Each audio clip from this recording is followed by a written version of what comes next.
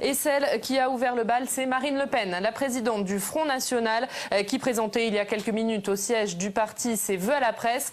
Je vous propose tout de suite de suivre son discours en intégralité. Je vous remercie bien sûr de votre présence à cette conférence de presse, qui me permet d'abord de vous souhaiter à toutes et à tous, ainsi qu'à vos familles, une excellente année 2014. Et d'avoir bien sûr une pensée particulière pour vos confrères français et étrangers qui sont tombés dans l'exercice de leur mission en 2013, qui ont été blessés ou qui sont aujourd'hui encore retenus en otage. Je suis très attaché à la liberté de la presse en France et partout dans le monde. Le rôle de la presse est d'informer et concernant la vie politique, de donner aux Français les éléments nécessaires pour leur permettre de décrypter une information souvent confuse, de les aider à choisir entre les idées qui sont formulées, sans les dénaturer, sans entrer dans les stratégies de communication de chacun, en particulier du pouvoir, qui dispose de moyens considérables.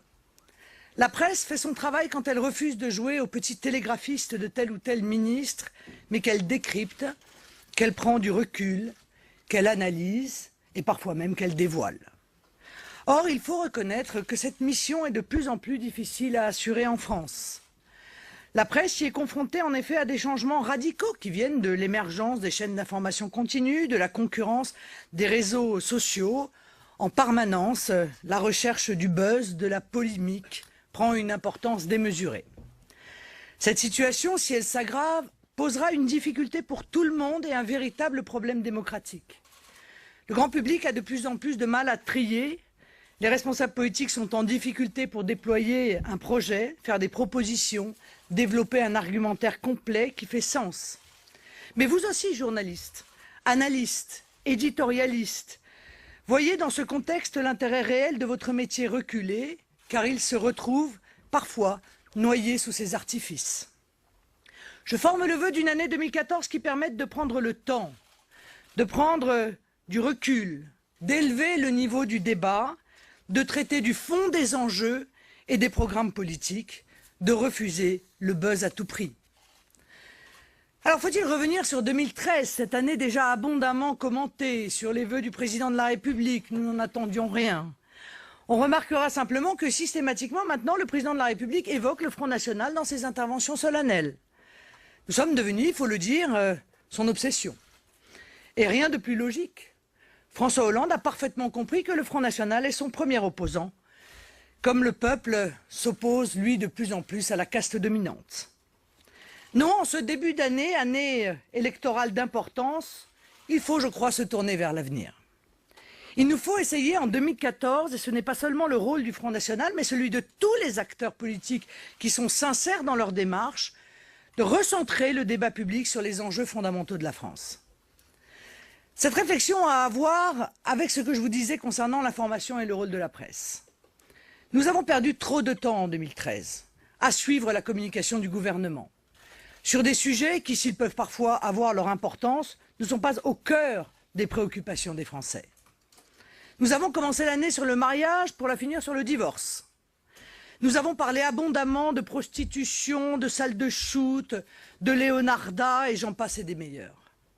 Mais quid des problèmes réels des Français, des enjeux monumentaux auxquels notre pays est confronté? C'est un message qui s'adresse à chacun de nos concitoyens, mais qui prend une dimension particulière quand il s'agit du travail de la presse, des observateurs et des analystes de la vie politique. Il faut toujours s'interroger sur la raison pour laquelle le gouvernement cherche à mettre un sujet dans le débat public et sur l'éventuelle diversion qu'il met en place. Cette stratégie, nous l'avons bien connue avec Nicolas Sarkozy. Il mettait en permanence en scène sa politique, ou plutôt, devrions-nous dire, sa parole, parce que les actes ne suivaient pas les coups de menton du président. Mais cette stratégie de la communication, de diversion, se réactive puissamment avec François Hollande. Comme sous Nicolas Sarkozy, chacun dans son domaine de compétences la met en œuvre. Remarquez d'ailleurs qu'en ce début d'année, comme en fin d'année dernière, nous sommes face à une hystérisation du débat public qui est le fait de ministres eux-mêmes, qui passent leur temps à jeter de l'huile sur le feu. Ce n'est pas le rôle d'un ministre de faire cela. Puisque les ministres cherchent en permanence à exciter les tensions sur des sujets extrêmement sensibles, nous tiendrons à leur place le rôle qui devrait être le leur, pacifier le débat public, rassembler les Français, convaincus que nous sommes qu'unis les Français sont invincibles. Ce sera une de nos missions en 2014. Qu'on ne compte pas non plus sur le Front National pour tomber dans le panneau de la diversion et de l'abrutissement organisé du débat public. Je le dis très clairement et ce sera la feuille de route de 2014 pour le Front National et le Rassemblement Bleu Marine. Nous serons plus que jamais cette année le parti de la vraie vie. Nous serons là pour parler des vraies questions, des vraies préoccupations de nos compatriotes, de la vraie vie des Français, dans le but exclusif d'y apporter des solutions. Quand d'autres s'épuiseront à enfermer les Français dans des débats polémiques ridicules, nous tracerons notre chemin. Face à l'abrutissement du débat public, nous élèverons le niveau et nous irons sur les sujets qui intéressent vraiment les Français. Nous serons toujours là pour alerter, comme nous l'avons fait en 2013, les Français sur les détournements du débat public et pour revenir sur les points fondamentaux que nous traiterons sans relâche, n'en déplaise à ceux qui préfèrent avoir un comportement moutonnier ou prendre les œillères du gouvernement. Nous nous disons au Front National qu'il ne peut y avoir une minute à perdre à la tête de l'État face à la forme très grave que prend la crise économique et sociale en France, face notamment à son prolongement politique et moral aujourd'hui.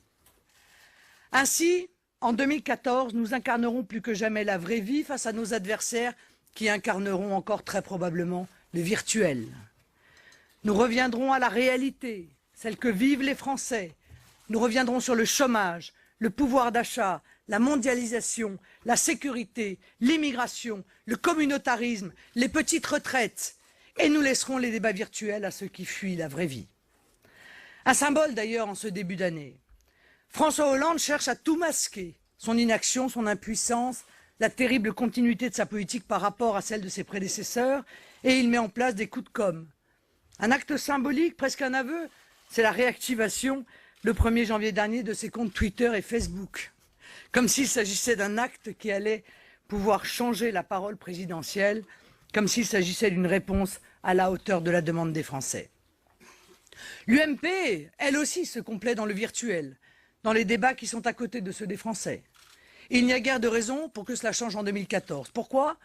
Parce que l'UMP a besoin aussi de faire vivre un faux débat sur de fausses questions, afin de masquer la collusion qui existe avec le Parti socialiste sur les sujets fondamentaux. Elle a besoin, l'UMP, de cette diversion permanente pour cacher ses querelles interminables, son incapacité à se fixer sur la définition d'un projet, empêtrée qu'elle est dans les luttes d'ego et de petits chefs.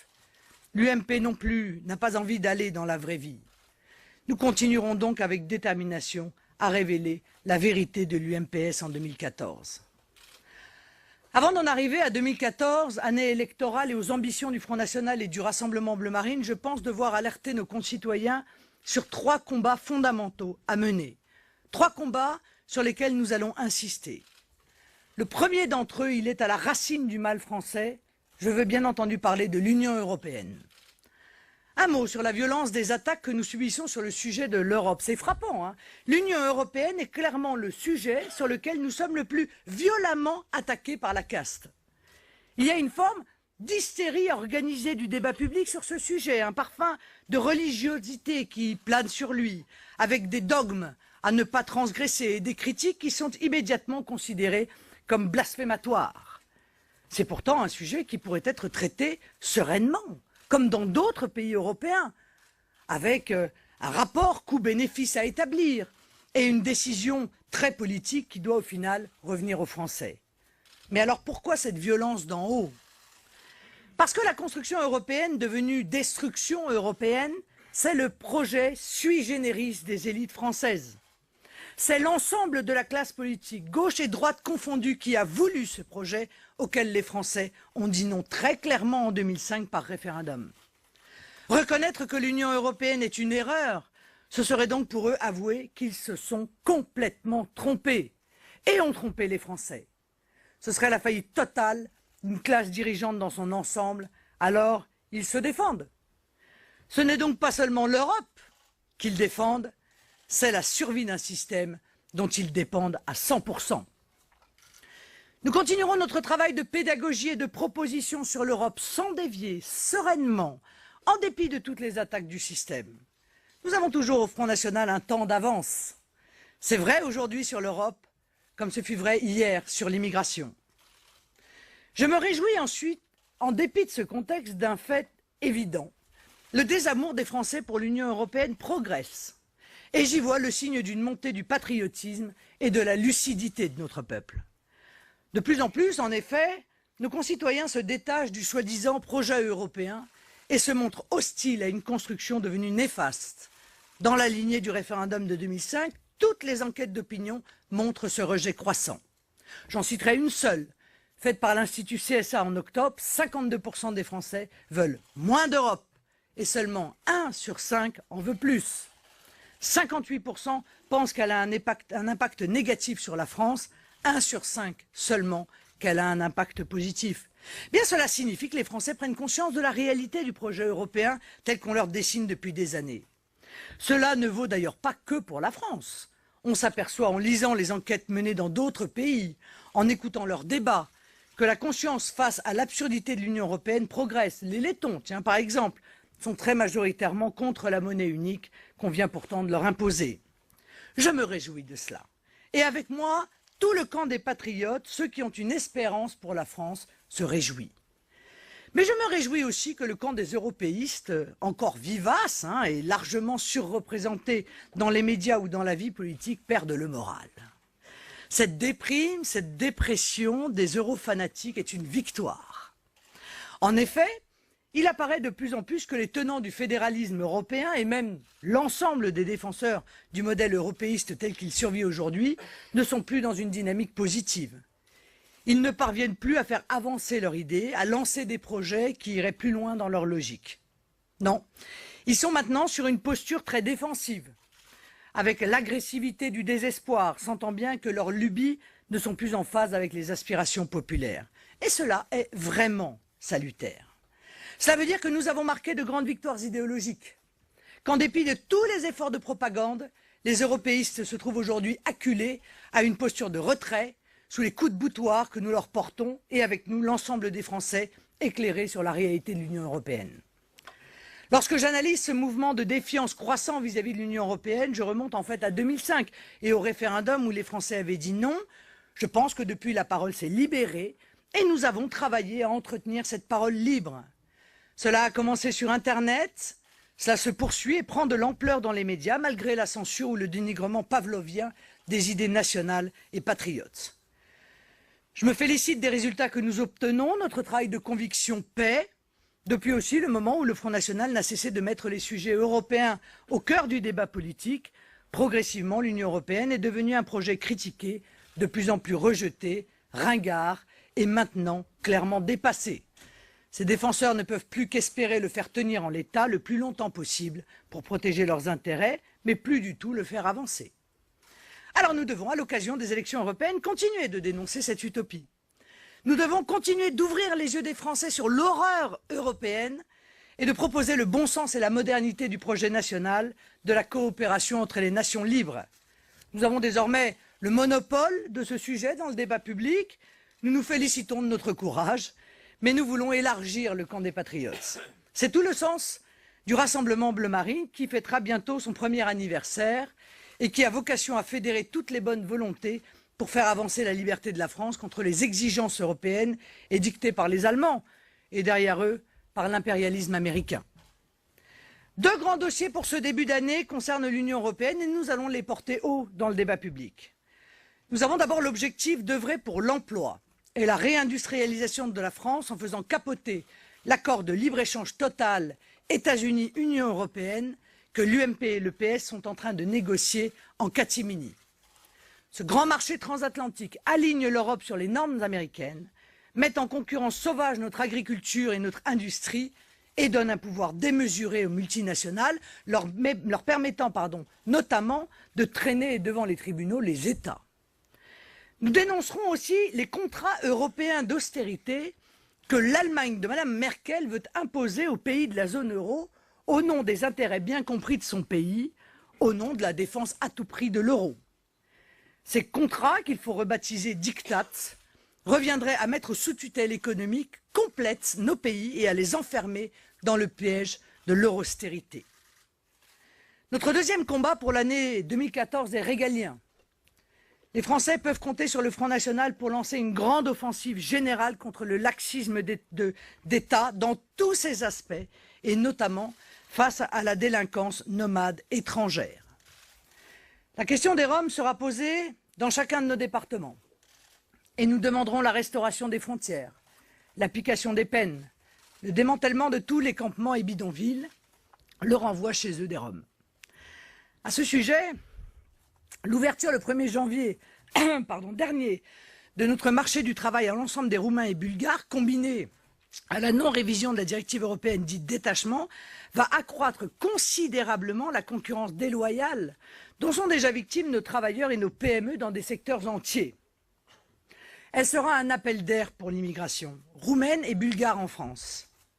Nous accusons l'UMP et le PS, qui sont à l'origine de ces règles européennes dramatiques, d'être responsables de cette situation, et nous la ferons connaître aux Français en 2014. Nous nous battrons pour que la justice soit également beaucoup plus ferme et beaucoup plus rapide. Nous serons toujours du côté de la victime quand le système UMPS, sous la pression des lois Dati puis Taubira, vise à soutenir le délinquant et le criminel. Et à ce titre, je me dois de m'arrêter aux révélations cruelles faites par Bertrand Soubelet, numéro 3 de la gendarmerie tout de même, qui, mettant en cause à la fois M. Valls et Mme Taubira, met en lumière la terrifiante réalité de l'insécurité en France et le niveau désespérant de la réponse qui y est apportée. Entendu le 18 décembre 2013 par la Commission de lutte contre l'insécurité, il y évoque pêle-mêle la complexité des procédures imposées aux enquêteurs et dont, dit-il, les délinquants profitent. Mais surtout, il donne des chiffres qui font froid dans le dos. Plus 4% d'augmentation des personnes mises en cause et pourtant une baisse de 33% des placements sous écrou. 65% des cambrioleurs interpellés dans les Bouches-du-Rhône en 2013 sont à nouveau dans la nature. On apprend également que dans un département qu'il ne cite pas, le parquet recommande de mettre dehors les présumés délinquants mineurs étrangers, faute de moyens pour trouver un interprète. Sa conclusion est sans appel. Il y a une réelle insécurité dans notre pays, la réponse pénale est en décalage et l'on s'occupe plus des auteurs que des victimes. Voilà ce qu'il est allé dire devant cette commission. Voilà le vrai bilan du couple Valls-Taubira après l'échec tout aussi patent du gouvernement Sarkozy. Voilà à quoi M. Valls et Mme Taubira devraient s'atteler plutôt que de passer leur journée à faire leur promotion politique personnelle. Enfin, le troisième grand combat pour l'année 2014 sera la défense de nos libertés individuelles et collectives, notamment les libertés sur Internet. La censure progresse. La France est déjà le 3e pays le plus souvent condamné par la Cour européenne des droits de l'homme en matière d'atteinte à la liberté d'expression. Nous demandons à nouveau l'inscription dans notre Constitution des libertés numériques, ces nouvelles libertés sur Internet qui sont essentielles. Nous nous battrons en 2014 pour empêcher le recul de l'état de droit et les avancées de la censure, en surveillant par exemple la Commission européenne pour éviter la résurgence d'un projet type ACTA de surveillance des sites Internet, en continuant de combattre ce qui fut l'article 13 de la loi de programmation militaire votée en décembre 2013 et qui renforce sans autorisation judiciaire le contrôle des communications privées des Français, en entravant la mise sous contrôle du CSA des sites de partage de vidéos YouTube et Dailymotion, comme le préconise le récent rapport Lescure, ce qui serait un premier grave accroc à la liberté sur Internet. En forçant le gouvernement français à être beaucoup plus ferme vis-à-vis des révélations sur les écoutes de la NSA faites grâce à M. Snowden, auquel il n'a pas été accordé le statut d'asile politique. Ne laissons pas nos libertés reculer, faisons-les avancer, défendons Internet, ces messages sont essentiels en 2014. Politiquement, et en conclusion, les élections de 2014, notamment européennes en mai, permettront d'accélérer la recomposition de la vie politique française sur les vrais clivages, entre partisans de la nation et adversaires de la nation, entre ceux qui croient en la France et ceux qui n'y croient pas ou ceux qui n'y croient plus. Il faut aujourd'hui le dire, entre le PS, l'UMP, l'UDI, le MoDem et les Verts, il y a presque 4 partis de trop. car ils disent tous sur les grands sujets la même chose. Ils font tous la même politique au pouvoir. Il suffit de se souvenir que tous ces partis étaient ensemble dans le camp du oui en 2005 sur l'Europe. Cette surabondance de partis proches rend plus confus le débat public. Cette multiplication est donc aussi artificielle qu'inutile du point de vue du débat des idées. Nous œuvrerons pour la clarté des débats et des clivages. Par notre poids, nous les pousserons aux accords défensifs et aux fusions clarifiantes. Électoralement, nos ambitions pour les élections municipales de mars sont claires. Obtenir le plus de conseillers municipaux partout en France, gagner des villes, partant du constat que nous n'avons aujourd'hui que 60 conseillers municipaux sortants et aucune mairie. Ces municipales sont d'ores et déjà un succès pour notre mouvement qui, pour la première fois, est en mesure d'être massivement présent dans l'ensemble des territoires. Concernant les élections européennes, un très bon score de nos listes démontrerait que les Français, bien sûr, font le choix de la liberté de la nation et de la prospérité face à l'asservissement européen, ce projet antidémocratique et antisocial. Politiquement, notre victoire serait le seul moyen de débloquer la vie politique française en forçant les autorités nationales à une dissolution salutaire de l'Assemblée nationale. Pourtant traditionnellement défavorable à notre mouvement, en raison de notre faible ancrage local jusqu'ici pour l'une et à cause de l'abstention massive pour l'autre, ces deux élections municipales et européennes sont importantes pour nos idées et les millions de Français qui les rejoignent. À travers cette séquence électorale, nous montrerons que la bipolarisation, si utile au système, est en voie d'effondrement et cela aussi sera indubitablement un grand succès. Je vous annonce à ce sujet que j'entamerai dans les jours qui viennent une tournée intense des villes dans le cadre de la campagne municipale en soutien à nos candidats. Bien sûr, compte tenu du nombre de lits, je ne pourrai pas me rendre partout, mais j'irai notamment à Paris, Toulouse, Sète, Grenoble, Bordeaux, Poitiers, Reims, Rennes, Strasbourg, Dijon, Perpignan, Clermont-Ferrand, Carvin, Lyon, Marseille, Angers, Sorgues, Nancy, Savigny-sur-Orge, Saint-Gilles, Metz, Fréjus et bien d'autres. Je parcourrai la France durant les quelques semaines qui nous séparent des élections municipales pour y porter un espoir, l'espoir d'un véritable changement pour nos communes de France. Je vous remercie et je suis bien entendu dans la limite du raisonnable à votre disposition pour répondre à vos questions. Voilà Marine Le Pen qui présentait donc ce matin au siège du Front National ses vœux à la presse, un discours que vous avez pu suivre en intégralité sur les chaînes parlementaires.